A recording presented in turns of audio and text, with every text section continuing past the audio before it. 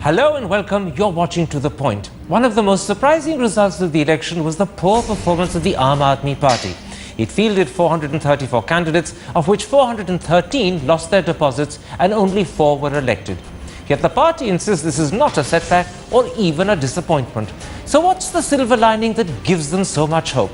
That's the key issue in an interview in part 2 with Yogendra Yadav. But first, on the day Narendra Modi was asked by President Mukherjee to form the next government, we ask how frightening are the expectations this election has created and what are the policies he needs to pursue to fulfill these hopes. The success of his government could depend on this.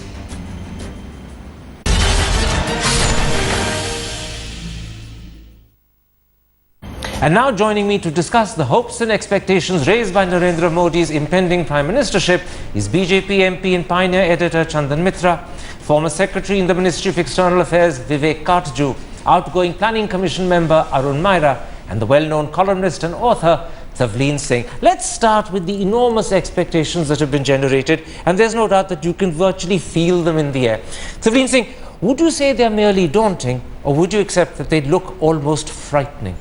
I would say that they were frightening. I've said it before, because when I was traveling during this election, I found people thinking that by magic, that he was a kind of magician who overnight would be able to transform their lives.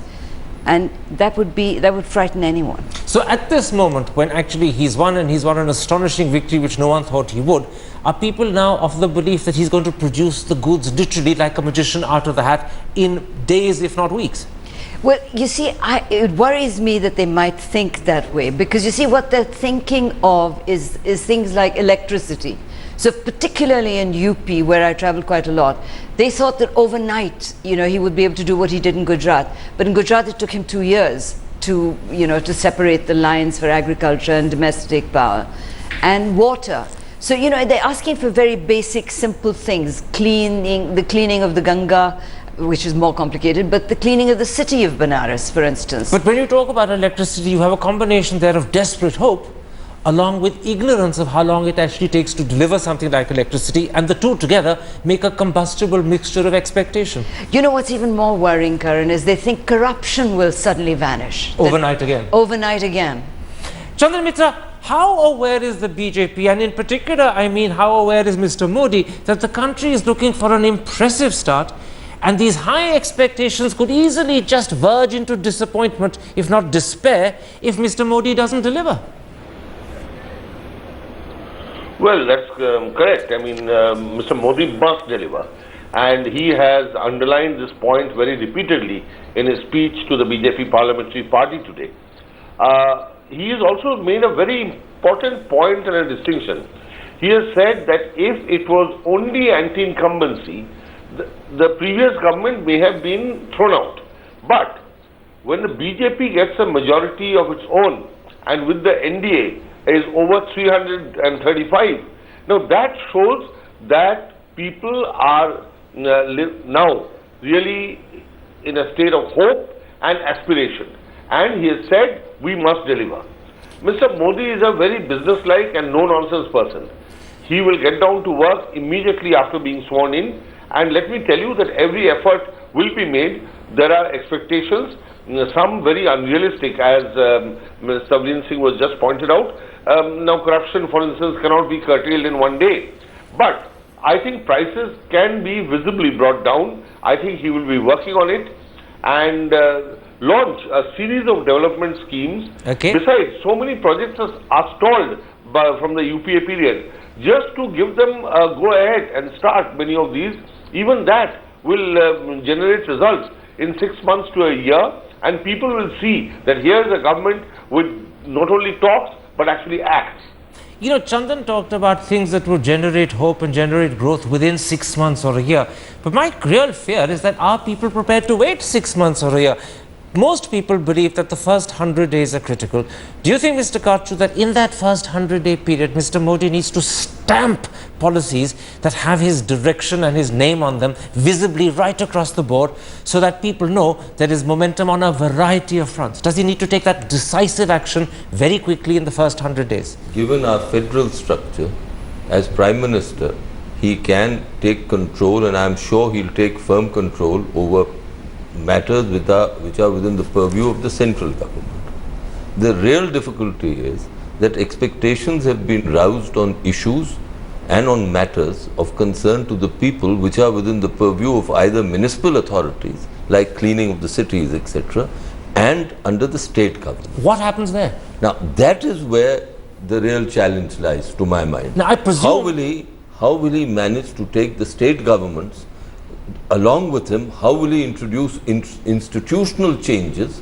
Because the common man doesn't distinguish between separation of powers, concurrent lists and state lists and central lists. He just wants results. He wants results on all these issues. Now that, to my mind, is the real rub. In fact, I presume Mr. Modi will have a relatively easy time galvanizing BJP-controlled state governments. They will follow his dictates. That's true. But what happens to Congress-controlled state governments?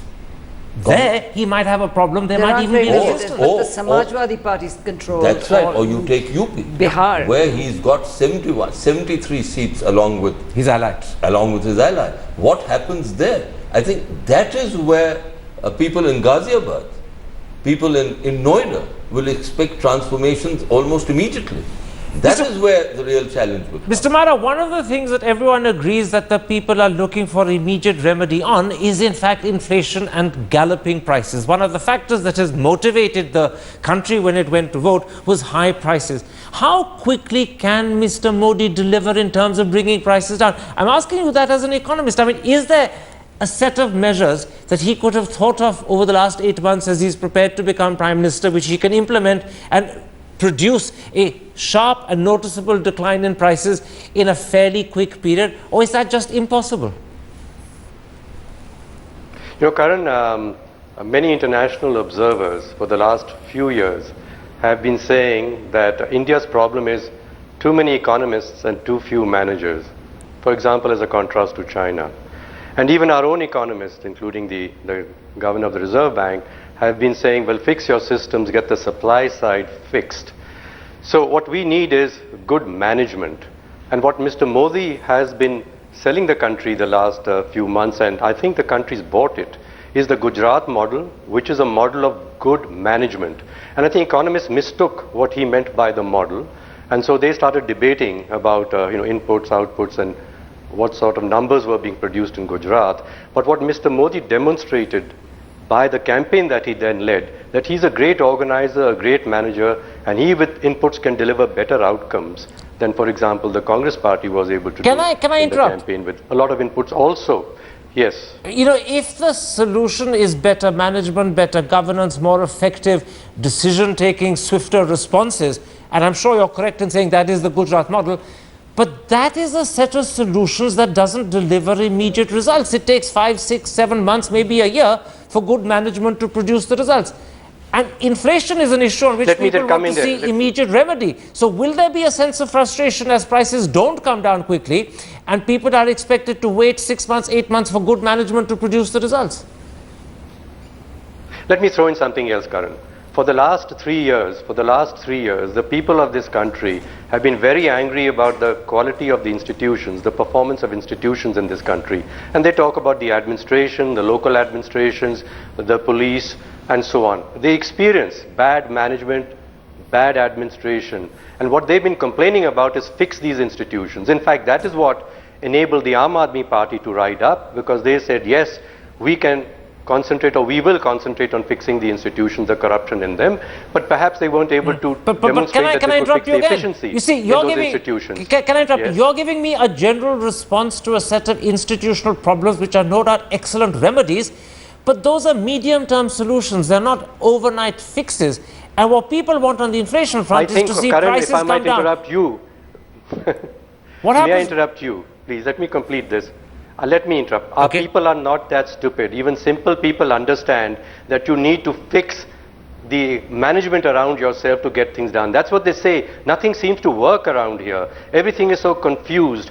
Things are changed. There's corruption. They say, please clean up the way things are being done. They can observe that. And that is why when the short time the Aam Aadmi Party was there in Delhi, there was a response that the Aam Aadmi Party was applying itself to do the things that affected the people. They did get good response from the people, good encouragement at the time. So I think Mr. Modi must stay on track to say, yes, I know we have to fix the institutions and here's my agenda. And I think that if he were to say that in the first few months, in the first 100 days, I'm going to have in place the means to fix these institutions and make very visible to you my report card of how we are going about fixing them and taking your inputs also. Are you satisfied with how that is going? Let me put that to Tavleen, because there's a very interesting division of opinion here over whether people who are pent up with expectation, who believe that Mr. Modi is a magician, as you said, want immediate results in a tight time frame of 100 days or 3 months or 4 months or 5 months, or whether they're prepared and understanding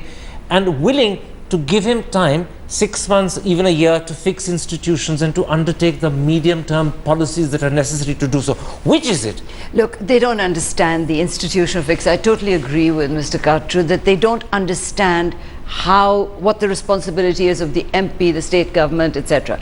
But what they do understand is that they want a leader who seems to be working for them. That would change the atmosphere. What we've had is a prime minister who was not a prime minister at all.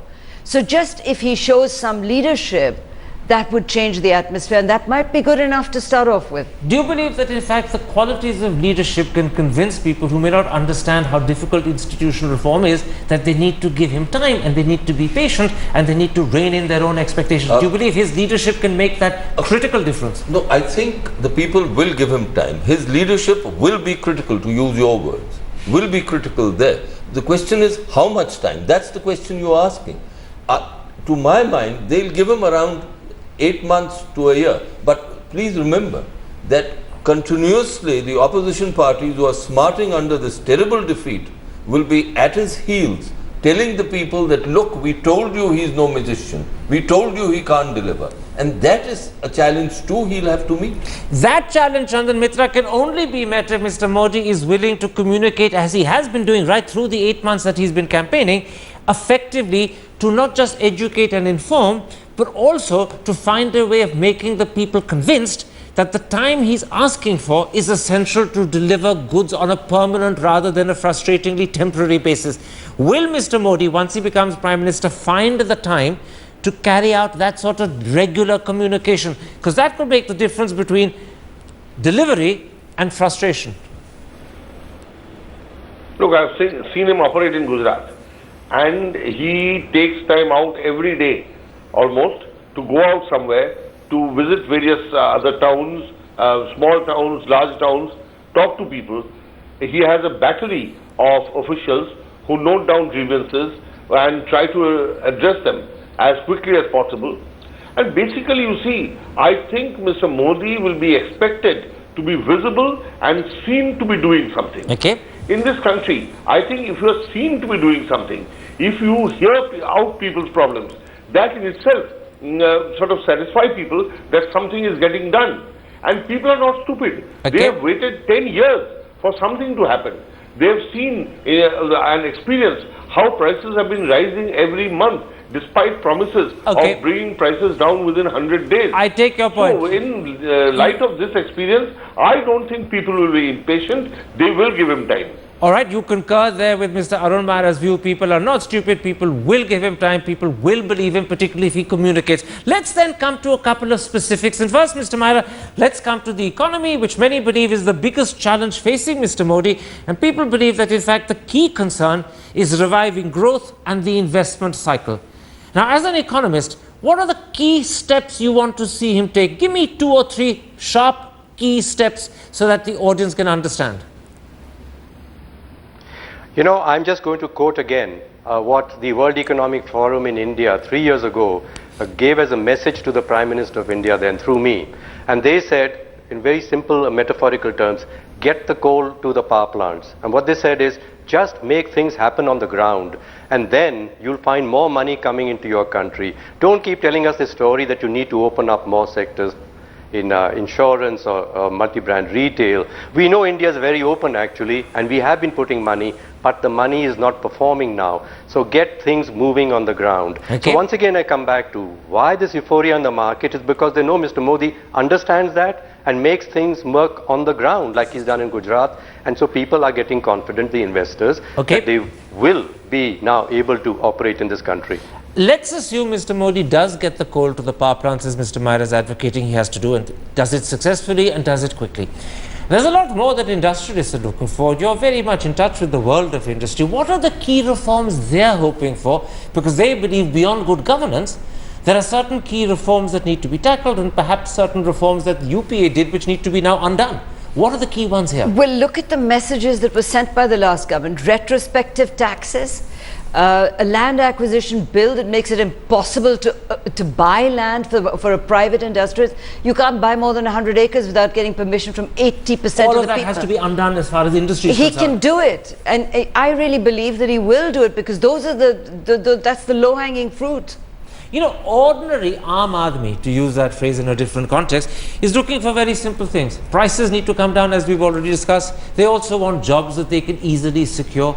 More importantly, they just want to see their lives improve. They want a better lifestyle.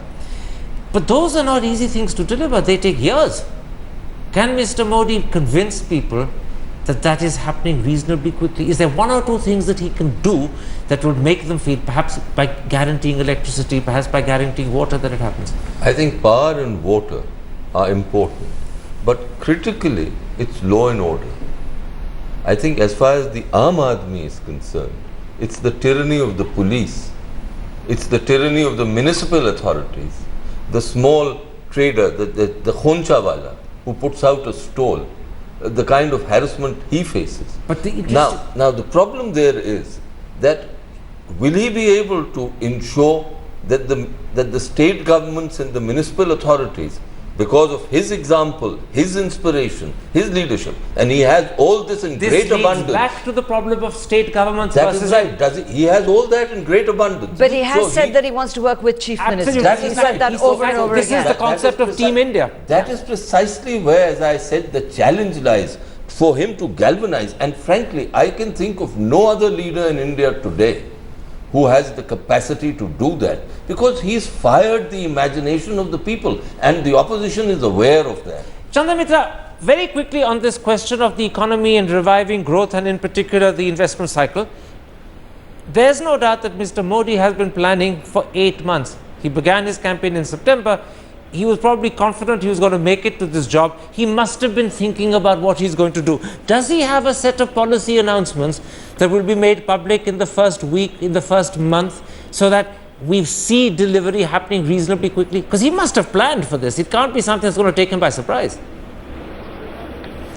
Well, Karan, in this matter, your guess is as good as mine, because I don't know what Mr. Modi has in mind, except I know that he is not a man in a hurry. He does not take knee-jerk kind of actions. Okay. There is no knee-jerk reaction. There is no 100-day deadline, because he plans long-term. All right. And he is planning really long-term now, I know this. And what you will see, that the government getting into action, being seen to act. Now, you know, in the question of jobs, let me just complete this, that if people see a factory coming up, they know that maybe not more than 1,000 jobs will be created in an area which needs 1 lakh jobs. But this gives great hope. The people hope ancillary industry will come up, other things will happen, and over a period of time things will happen. I take your point that when people see a tearing hurry. I take your point that when people see a factory coming up, they know that there will be jobs in the offing, and that gives them a sense of hope. Let me move quickly in the limited time available to the other big challenge that faces Mr. Modi, and that is India's foreign policy and India's foreign relations. In a recent article in the Hindustan Times, your colleague, the former Foreign Secretary Sham Saran, said that Mr. Modi should really focus on India's neighborhood. He said the Americas, the Europes, the Russias were a second nature problem. Neighborhood was his first concern. Would you agree? No, I think both are equally important. The neighborhood is important. He has to focus on the neighborhood. I think the immediate focus will have to be on our western neighborhood, where there is great challenge. But equally, India is, and I'm sorry to use, I'm not using these words lightly, India is a world power. We often, despite all our difficulties. So we can't be narrow in our focus. Yes. But without wanting you to be narrow, let me bring up very quickly 2 key countries in our neighborhood and ask you what you think Mr. Modi's attitude to them should be. First, there's Pakistan, which the BJP has always looked upon as a problem country. What do you think his attitude should be? I think one of firmness. He can't go around as the predecessor government, swinging from one side to the other. He's got to make it plain to Pakistan, we need good relations with you, not at the cost of India's security. We will not accept the loss of blood of our innocents. That is something where the key challenge lies. And one more sentence there. I hope I'm wrong, but I am expecting that they'll test him. The army and the fundamentalist groups will test him within a fairly, let me put it, And it's very difficult quickly, when he is tested, should he respond immediately and harshly? I think he has to respond by showing that he means business. Which means a tough response. I don't, in the world of diplomacy, there are no tough or soft responses. There are responses that are firm. There are responses that convince the other side that, look, don't play around with this. It's much too dangerous. You follow Pakistan fairly closely. Number one, and very quickly, because we're running out of time, do you believe he will be tested, as Mr. Katju thinks? I mean, given that there's Nawaz Sharif who's very keen to improve relations and one who's dependent upon increasing trade, will that Nawaz try and test Modi? He was very nice in your interview, but he's done nothing to control the Lashkar-e-Taiba, has he? So, in fact, I totally agree that he will be tested, and he'll be tested quite soon. And I hope he doesn't behave in a, in a namby-pamby fashion. What the last government did was they weren't even sure what their policy was. So they probably didn't have anyone. You see, what Pakistan will also respect as a Punjabi, I will tell you, is a show of some sort of, you know, I don't know, some sort of firmness. Are you worried, Mr. Maira, that if Mr. Modi is tested, as Mr. Katju says he's bound to be by the Pakistanis, and then he delivers a firm response, that somehow foreign policy issues, tensions on the border could overtake the critical need for focusing on the domestic economy and improving the lives of people in India? Is there a danger that the focus on the economy could be deflected? And does that worry you at all? A quick answer, because we're horribly short of time. No, I think, you know, they go hand in hand. As you said, Mr. Katju was saying, the signal that your adversary and potential collaborator gets, the strength of that signal comes from your own strength. And if we begin to be seen as a country that is working and working together, we have much more clout internationally and in our neighborhood. Okay. Therefore, Mr. Modi's agenda, and he's been saying so, I'm going to get the whole country to work together, and thus we'll become a very great country. And that's right on, to get the states to work together, to get the various I must stop you, because I want to bring in Chandan Mithra for a quick word. We're horribly out of time. My apologies for interrupting you. Chandan Mithra, very, very quickly. Foreign policy is an area where Mr. Modi is untried and untested and actually inexperienced as well. Do you think he's going to want a little bit of time before he takes up major foreign policy challenges, or has he been preparing himself over the last 8 months, and would we be surprised? A quick answer. No, I think Mr. Modi has been preparing and he knows what he has to do. And one thing, of course, we have to keep in mind that unlike the former Prime Minister, or just the Prime Minister who has just demitted office, Pakistan takes Narendra Modi seriously.